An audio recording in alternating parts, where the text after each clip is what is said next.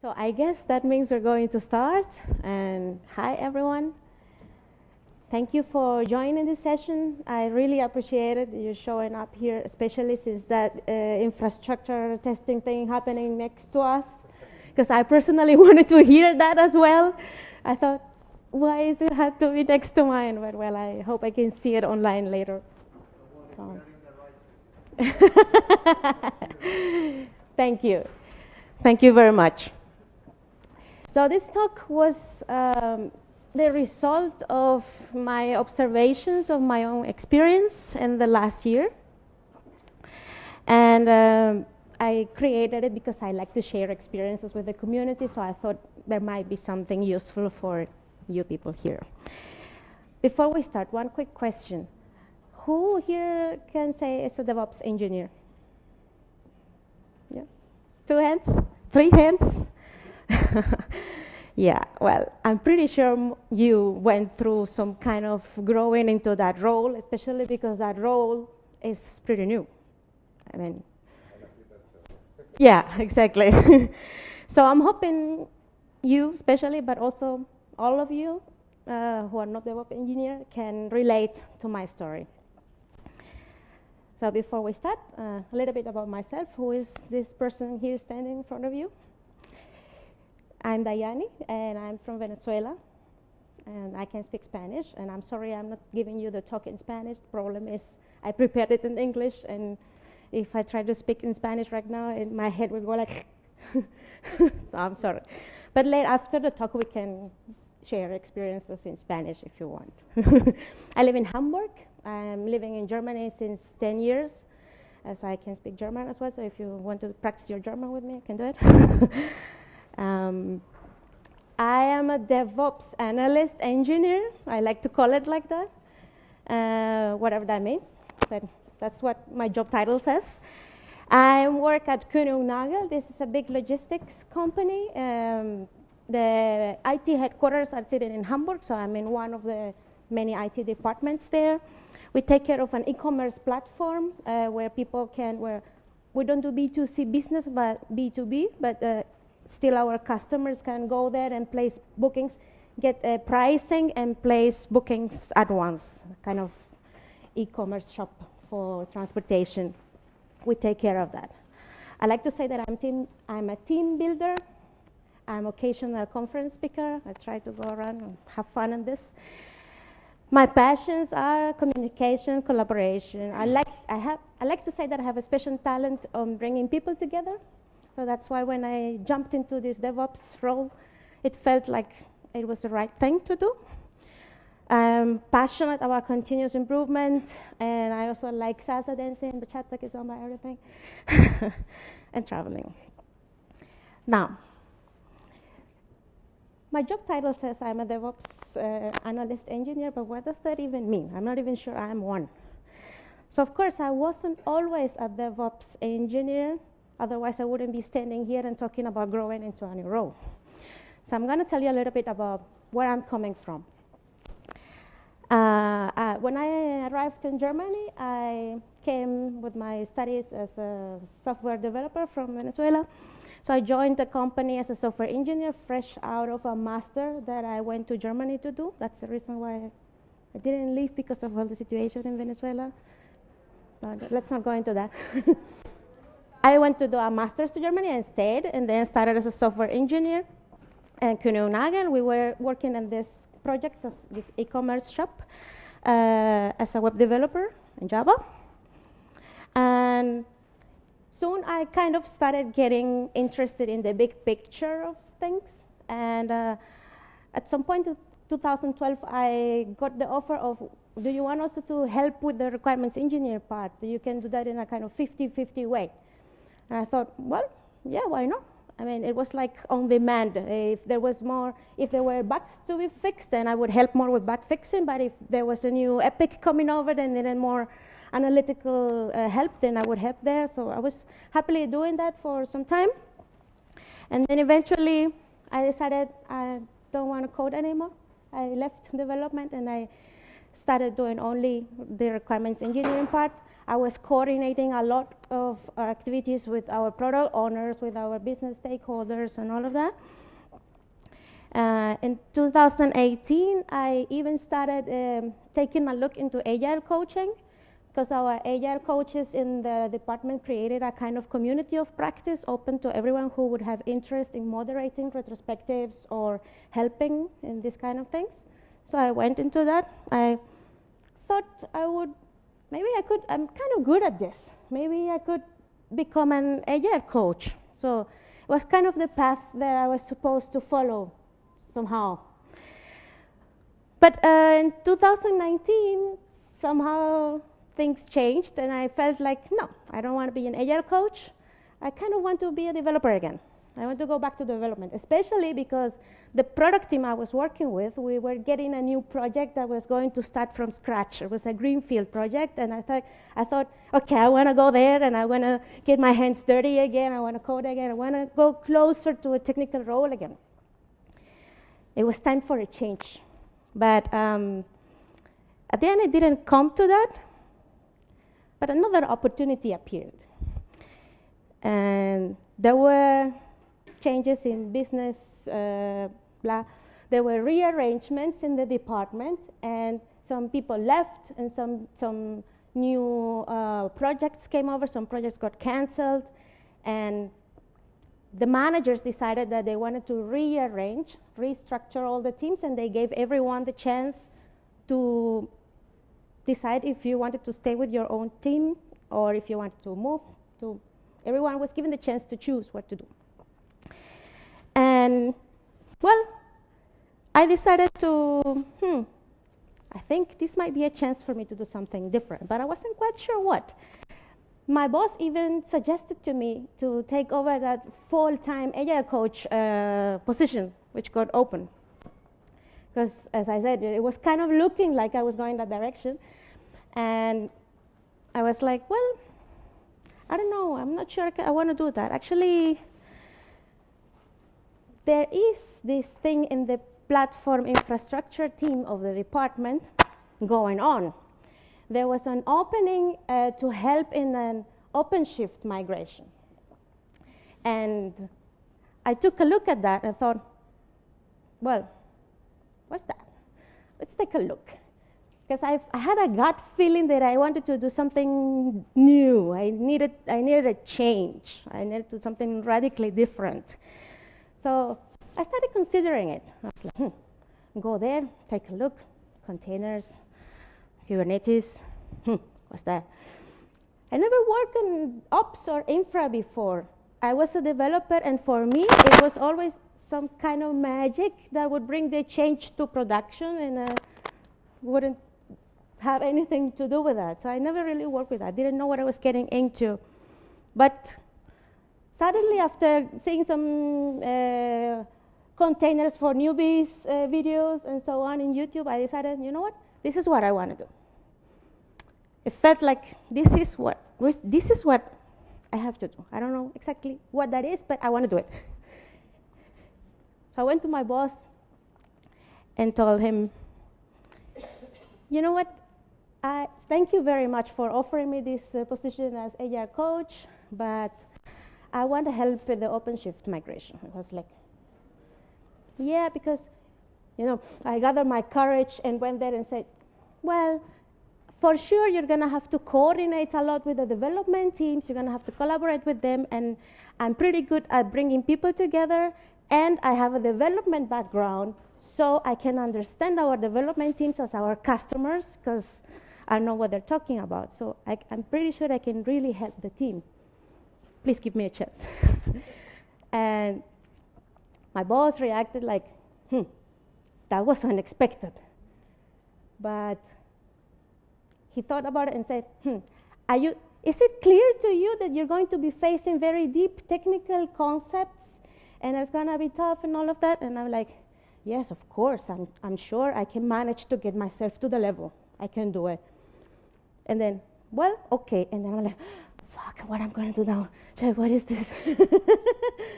But, and so my journey started. So I jumped into it, and I'm on it now.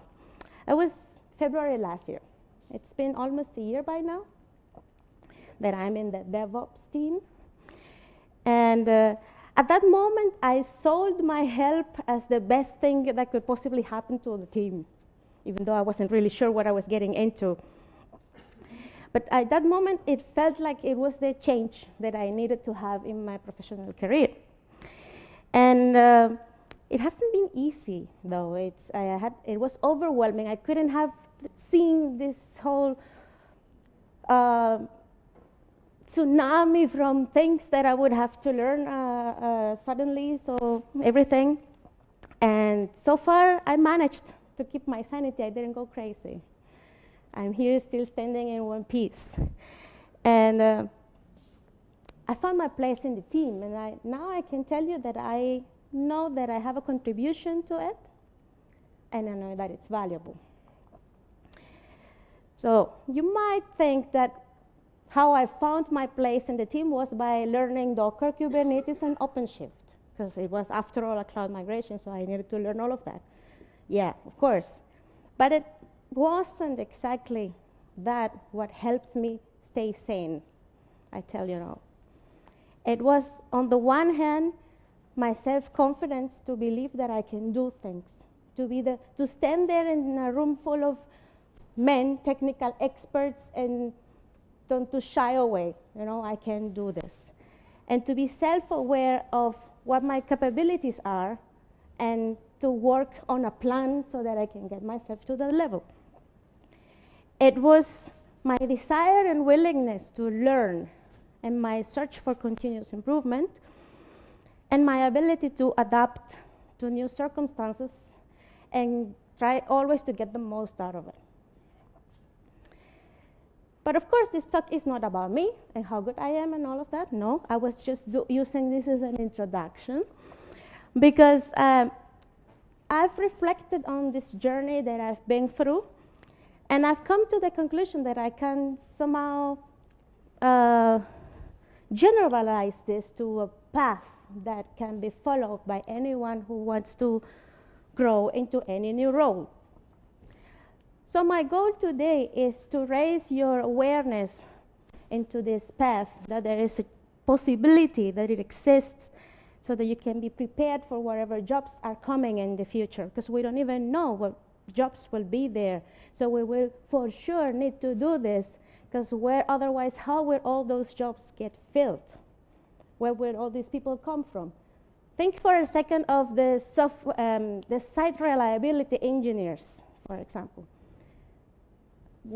Was there any site reliability engineer around 7, 10 years ago? No. So when that job position was created, when it became all of a sudden everywhere where SRE is required, so where did all these people come from? For sure, it was some person who decided to grow into this new role and went through this path. Sorry. Now, I wanted to generalize it a little bit and came up with this: a journey to grow into any new role. First, reflect. Take a look at yourself. Where are you standing right now? What are your goals? What do you want to do? And then decide, is your career still in the same direction? And if not, take the decision and go for it, and whatever it is that motivates you or inspires you now. Then once you got that chance, which is not always obvious, then you need to grow into it. And after you feel somehow that you are mature already in the new role, then you keep exploring and keep looking, so what's around. And this way we can, in my opinion, be ready for whatever challenge is coming next. Now let's get a little bit deeper on each of those steps. First one would be reflecting. By reflecting, I mean, as I said, take a closer look at yourself. Take a moment and perform a pulse check. Wait, is my job still making me happy? Is it still inspiring me? Is it still what I want? Verify it, just career direction. It might be that, yes, I'm satisfied, so nothing to do. Okay, check. Or it might be, I kind of want to do something new. And then make the decision and adjust your goals. Just like this agile cycle, inspect and adapt. It's the same thing, just apply to your career. So I like to call it job pulse check, but it's just a way to naming something like, okay, do I still like what I do? Does it still satisfy me? Am I bored? Because you might even be getting paid what you like. For example, I have some freelancer colleague who gets a lot of money. In Germany, freelancers get a lot of money.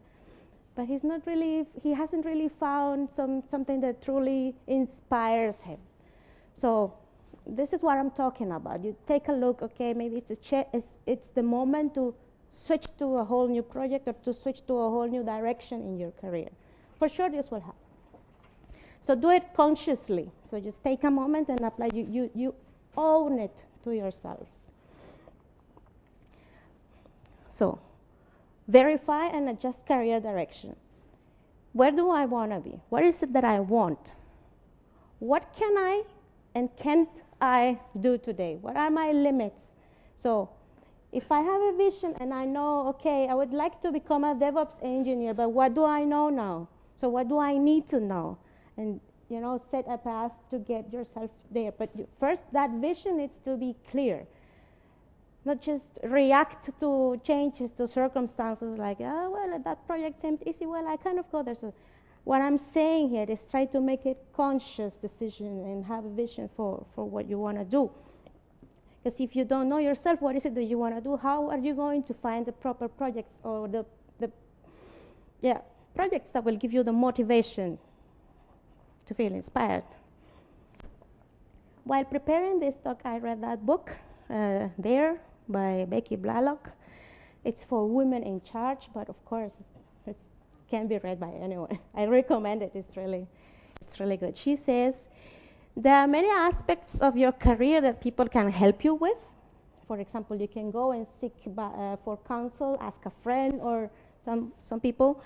But at the end, it's all up to you. Defining what you want, it's something that only you can do.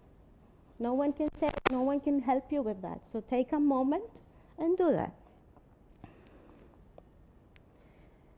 And then once you know what direction you're going to be taking, okay, then take the decision. If the decision is you want to change, switch the direction of your career or do something new, then go for it. Do it. Do it. Question the status quo, try out something new. And at this point, I want to bring the wisdom of Master Shifu from Kung Fu Panda, who was telling Po, he was telling Po, go and teach the 5, so tigress and all those. And he didn't know how to teach. And then he went, why did you tell me to teach if I don't know that? And he told him, yeah, exactly for that reason. Paul was like, what? Why? Why would you do that? Sending me to do something that I can't do. Exactly because of that. If you only do what you can do, you will never be more than you are now. It's amazing. I love Kung Fu Panda, and I love that quote, and I think it's so true. I had to put it in talk. All right, let's say we take the decision, we want to go for it, so dare it, dare. You need to do it, not just leave it in a thought. Go for it, like really, really do it. Sometimes the opportunities will appear to you, like kind of what happened to me, but some other times you have to be proactive and hunt them, go after them. Make a plan, then once you have that opportunity, once you get the new job, a new role, so you make a plan, enter in it with a plan to adapt quickly, and you will for sure have some attacks of imposter syndrome. I will give you some hints on how to fight that. So, if you're looking for an opportunity or if you see it but you want to make sure that you get it, then you really have to know how to sell your profile. This personal branding is thing. It's like being perfectly self-aware of what you can do and how you can help, and sell it with confidence to the person who is going to give you the job. And how do you achieve this confident attitude? Well, by gathering facts.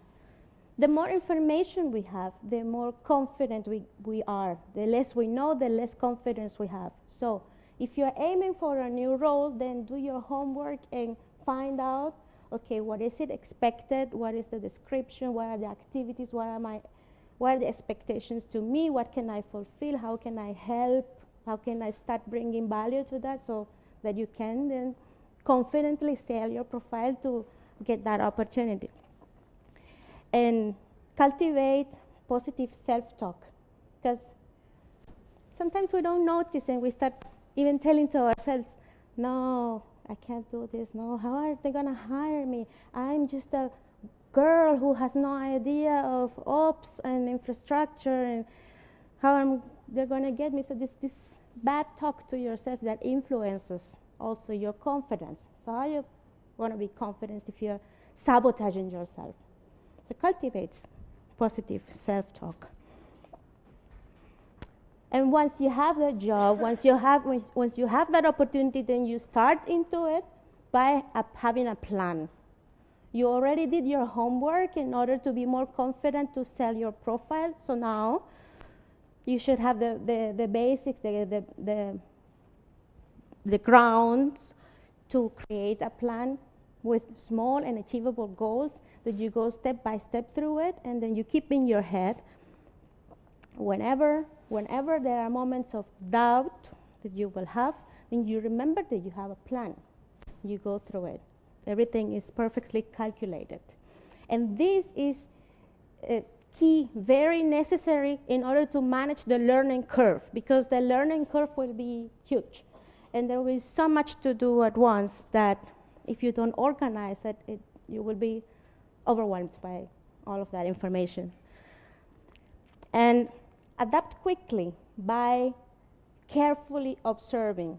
When you start in the new team, in a new surrounding, in a new project, then you take a look at people, what they do, how they behave, what are the habits, what are the rituals, carefully, and then take action.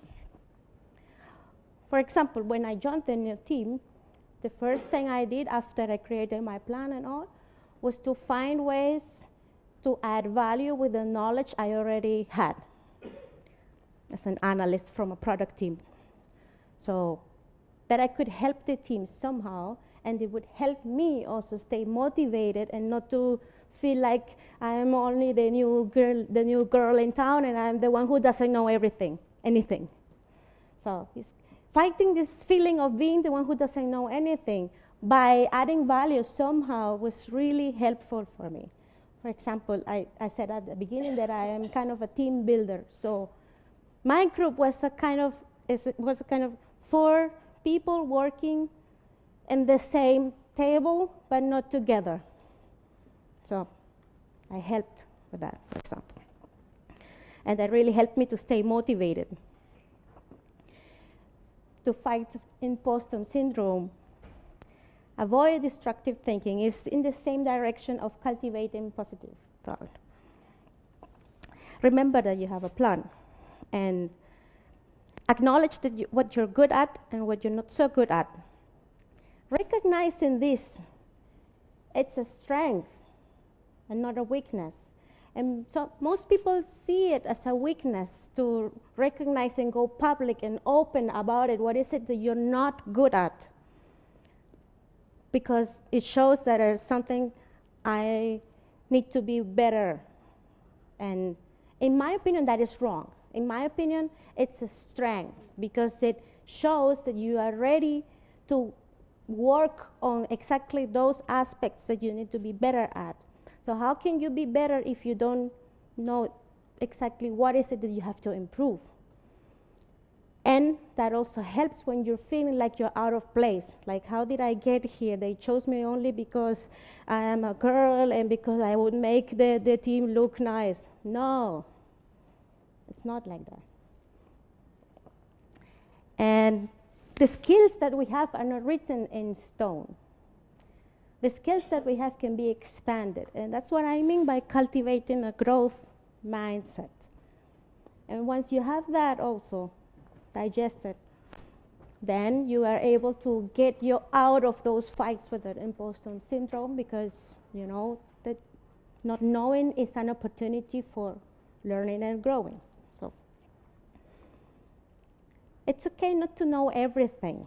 It's okay. I had to learn that the hard way, because I started feeling really frustrated at times when they were making big conceptual planning on all the aspects of the OpenShift migration, and I'm like, what? But it's okay not to know everything, because they knew what they were getting when they got me into that team. So it's not that I'm just sitting there and working and doing nothing. I am working towards being at the same level. It's a team after all. It's a team after all. It's not that you are the person who's supposed to be the one answering everything. It's a team work. So there will be, the important thing is that the issue is taken care of. So now, having started in that role, all of that was, I put it into daring, because it's the start. Now, you have the job, you have to grow. What does that mean? Well, learning, mastering, all of that new information. So how to do that? Well, I put intentionally as first item, ask around with no fear. Because of course, embracing continuous learning is kind of obvious. You knew that you were getting yourself into a field where you didn't know, so you knew that you had to learn. But the point I want to make here is, especially in these agile environments, in these kind of teams where so much collaboration is needed, where in the best cases there is a kind of a readiness to help, then use it. Use it. Ask without fear. And don't forget work-life balance. So don't go nuts on only learning, because eventually it hits you. So ask around with no fear, especially by doing lots of pair programming. I did that a lot at the beginning, even though at first it was more kind of looking over the shoulder and asking. But as I said, they knew what they were getting. So I believe that pair programming is a very powerful tool, especially for onboarding, in any case, in any situation, even if you're learning the new stuff, or if you're an expert but coming from another project. So the first tool that you go to for this case is pair programming. So use it, but be a good listener. Don't waste people's time, especially when you are in the position that you are the one trying to get all that new information. Make sure you understand what it's being explained to you, and don't let it go. Because there are no stupid questions. Don't feel afraid of looking like a fool because you are asking. In my opinion, a fool is the one that doesn't ask. So be a good listener, make sure you get it, with no fear. One example. Very often, then I would like to, I feel a couple of steps behind of my teammates when they go deep into technical discussions. But I make sure I slow them down. So I stand there and tell them, wait, can you please go 2 steps back? Can you repeat? And I make sure I get it. Sometimes I even draw. I go to the whiteboard and draw and take notes, and to make sure I get it. Because otherwise, then there won't be another chance where everyone is together and having their time to explain to me again, because everyone has so much to do. So this is a very important lesson. Embracing continuous learning. Embracing continuous learning means that you have to do it with order, some order. No? Keep a clear focus. Avoid distractions. Put the phone away. Oh, the phone distracts me so much that I really have to put it in the drawer. Even the fact that it's lying there next to me, it distracts me already. So I have to admit that I am a person who has a little bit of problems to focus. I lose the focus easily. A fly comes around flying, I'm like a child, and then I go, look at the fly. I forget what I wanted to do. So how I started to fight it is by trying to write down everything very often. I use a lot of mind maps. So I try to make breakdowns of everything that I have to do to keep myself focused. And don't intend to know everything at once, because it's not going to work. And that's the reason why you start feeling frustrated, because it's so much information that it's not going to happen everything at once. Gotta be patient. And what about trying teaching what you've learned? Teaching is a very powerful way of validating that you actually understood about what you were learning. I've made that experience recently when we've had to explain, for example, we came up with a concept on how we would monitor the applications with Prometheus, and then we had to give it to the developers. So we hosted workshops for them to show them all of that. And that meant that I had to sit and learn all that and that was very enriching for me when I had to explain it, because it meant that I really understood it. So. And this is a quote from a talk by Tanya Riley called Being Glue. There is the link, and you probably will get the slides, and otherwise you can just Google it, Being Glue. Her talk has inspired me also a lot, because she gives you tips on, well, you'll take a look. In any case, there's a point that she makes that I found very worth for my talk, which is be public about what you're learning. Make it clear that it's okay to learn at work during working hours, if possible, because sometimes it's not possible. But if there's that possibility, then that's an amazing thing to do, because you cannot assume that everyone will have the time at home to sit and learn at home. Nowadays, it's kind of an expectation, an implicit expectation, people that they will go home and they will try the stuff by themselves. But there are people like me with 2 children, small children at home, who technically can't do that, because I never have the time to open a laptop at home, because otherwise my child will come, hey, mama, let me see. So, not possible.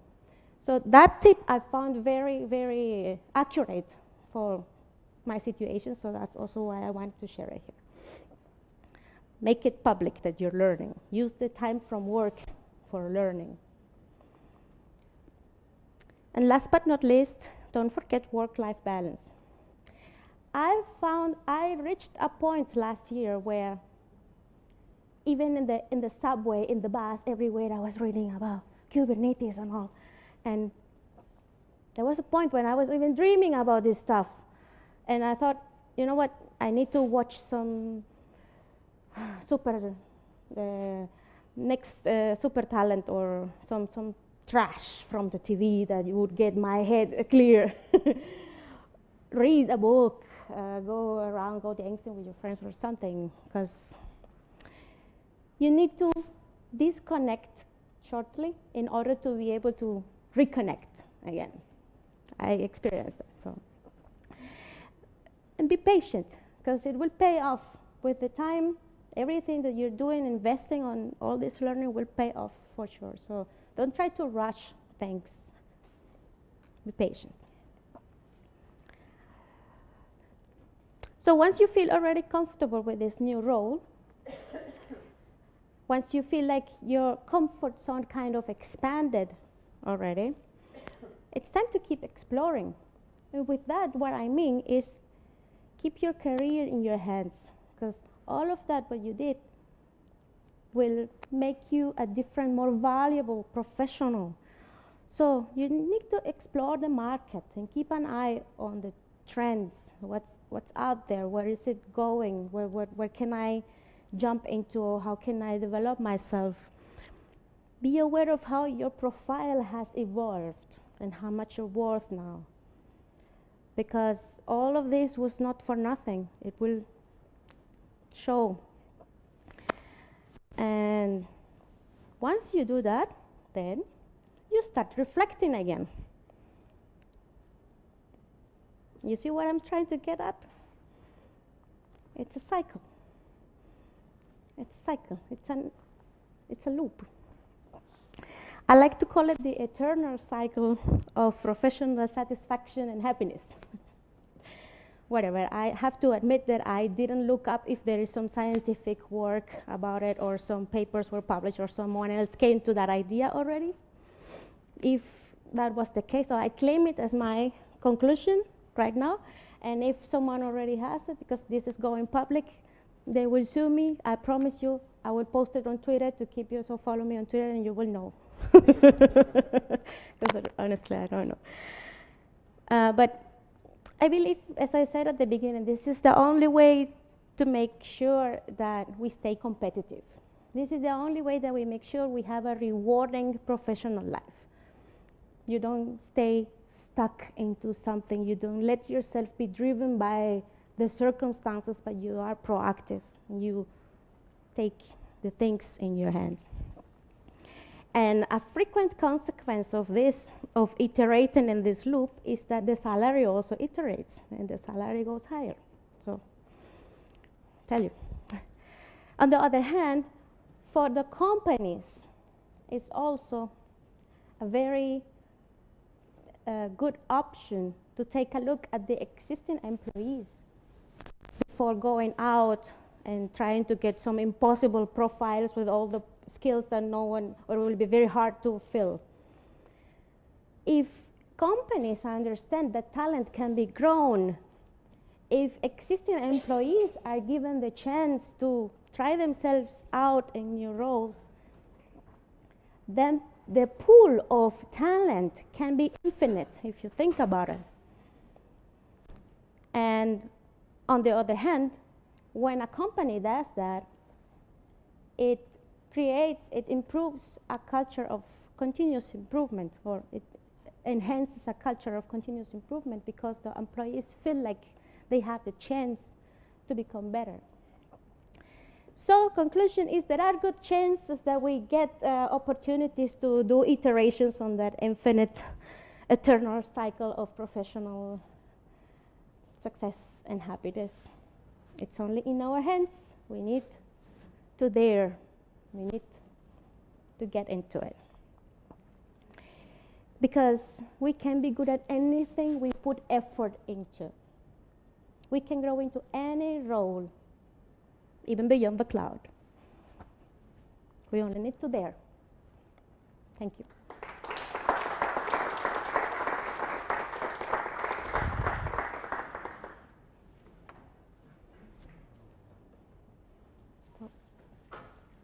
I think we have time left, yeah?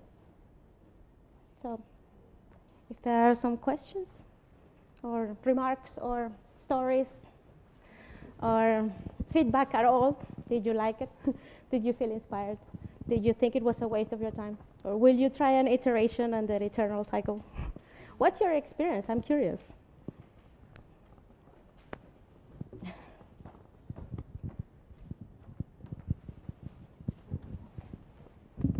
First of all, thank you for the talk.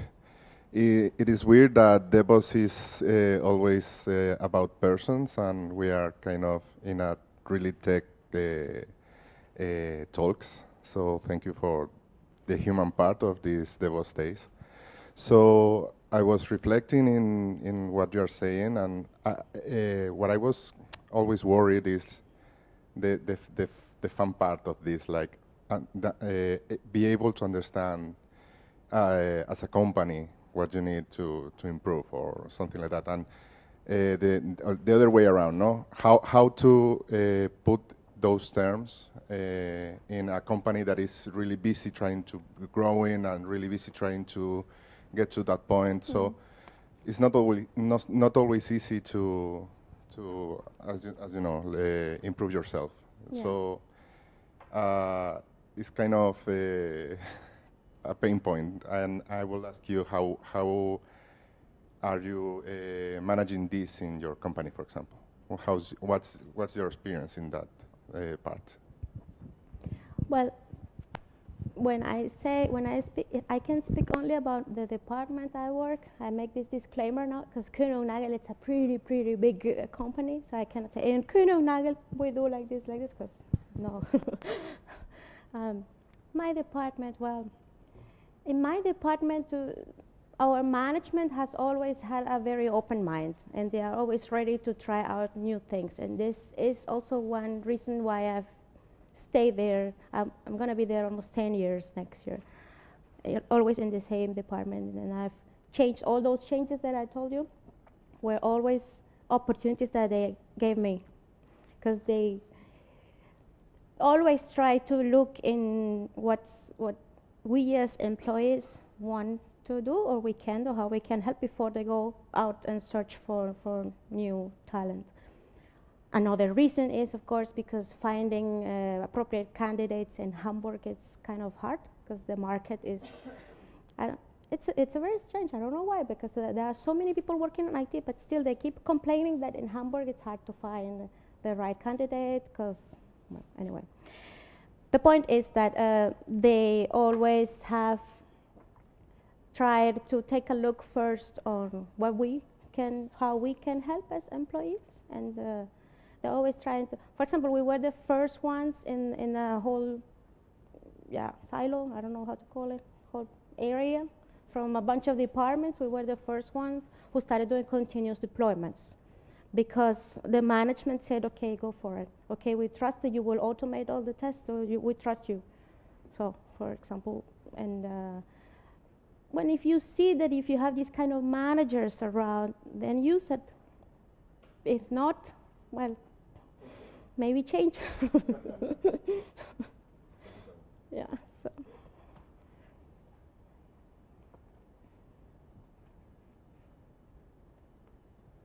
Yeah.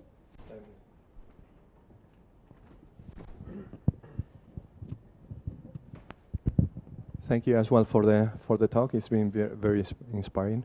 I think I've gone through a similar phase as you have, but I think that there is a lot of what you explained that it has to do a lot with your personality. Yeah. So my problem is I have a friend, and I sound this sounds like a topic, but yeah, I have a friend, it's true. which is going through similar problem. He wants to grow his career, but his personality somehow is probably preventing him from going through this phase. So if you have had experiences like you have been advocating of the challenges and the experience that you have gone, how can you help somebody which is more of a, I don't know if it's more of a taker than a giver, or he's a downer, or? Well, right now, a very spontaneous answer will be try to encourage him into more sharing something what he already knows. Like, it would show that you are able to kind of formulate your ideas in a way that some other person can understand it, and somehow you can convince that other person that you know about something. So the first thing that I would think of right now spontaneously to try to push him a little bit to come out of this shyness, because it's not that easy. Of course, if you're a person that is outgoing and self-confidence, but building self-confidence is very tough if you are shy. That's true. But a good start would be, in my eyes, to try to teach something you know, for example, because it would puts you in the spotlight also, and being in the spotlight of people, it's some way that in order to go through, you have to push yourself forward. So that's, for example, there must be something that he can do already that he could show, maybe mentoring some juniors, for example, or grounding some community of practice in the company or something. The challenge comes when you see that the growth that you want or expect can't happen where you are at. Mm-hmm. So all of these like mentoring or helping going to communities of practice needs to happen somewhere else. So first thing you need to maybe do is make up your mind what you need to do and look for it, but somewhere else. Yeah. How do you do that? Well, you start going to meetups, you start talking to conference organizers, you start making contacts. I mean, that's what I can say spontaneously right now. Sorry. Yeah. So, well, seems there are no more questions, so thank you very much.